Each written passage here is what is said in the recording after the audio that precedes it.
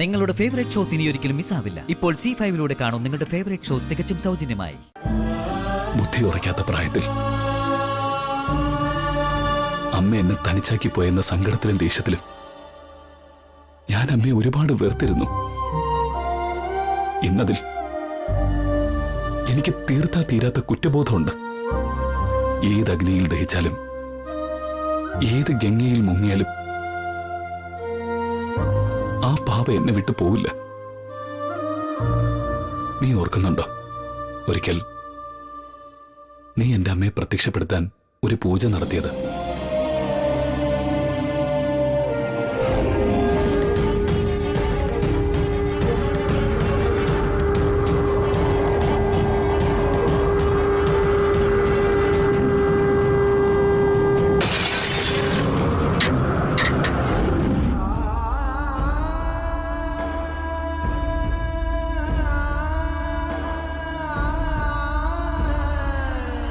നീ അന്ന് ചെയ്ത പൂജ കണ്ടപ്പോ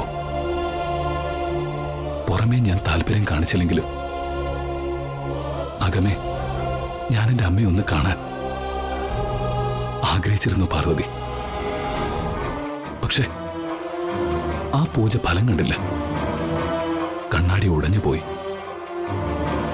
അമ്മ വന്നില്ല. അന്ന് മുതലേ ഞാൻ എന്റെ അമ്മയെ വീണ്ടും കാണാൻ കൊതിക്കുക. 16 വർഷം കഴിഞ്ഞു എനിക്ക് എന്റെ അമ്മയെ കാണാനുള്ള ആഗ്രഹം ശമിക്കുന്നില്ല.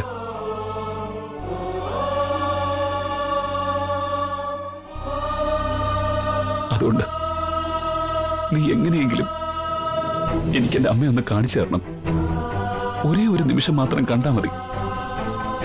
ആ പാദത്തിൽ തൊട്ട് മാപ്പ് പറഞ്ഞാലേ ഞാൻ ചെയ്ത പാപത്തിന് പരിഹാരമാവും. വിശാൽ സർ, സാറിന്റെ സങ്കടം എനിക്ക് മനസ്സിലാവും. ഈ മനസ്സിന്റെ നീറ്റൽ എനിക്ക് മാത്രമേ മനസ്സിലാവൂ. അമ്മയില്ലാതെ വളർന്ന വിശാൽ സാറിന്റെ ജീവിതം എനിക്ക് മനസ്സിലാവും. വിഷമിക്കാതിരിക്ക. ഈ ആണ്ട് പൂജയ്ക്ക് ഞാൻ ദൈവമേ വിശാൽ സാറിന് കാണിച്ചു തന്നിരിക്കും. ഇത് പാർവതിയുടെ വാക്കാണ്. എന്റെ അമ്മയെ ഒന്ന് കണ്ണിറയെ കണ്ടിട്ട് ആ നിമിഷം ഞാനങ്ങ് മരിച്ചു പോയാലും ഞാൻ ഹാപ്പി ആയിരിക്കും പാർവതി. അയ്യോ, അങ്ങനെയൊന്നും പറയല്ലേ വിശാൽ സർ. നമ്മൾ ആഗ്രഹിക്കുന്ന സമയത്ത് അത് നമുക്ക് ലഭിച്ചെന്ന് വരില്ല. എന്നാ കാലം നമുക്ക് വേണ്ടി കരുതി വെച്ചൊരു സമയമുണ്ട്.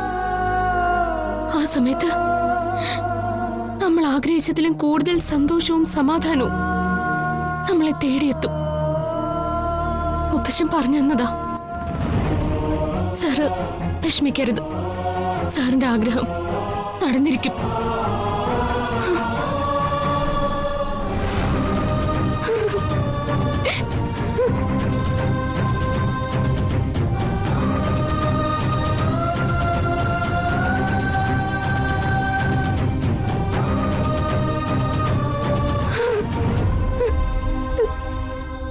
ഡൗൺലോഡ് ചെയ്യൂ C5 ആപ്പ്. കാണൂ എല്ലാ എപ്പിസോഡുകളും സൗജന്യമായി.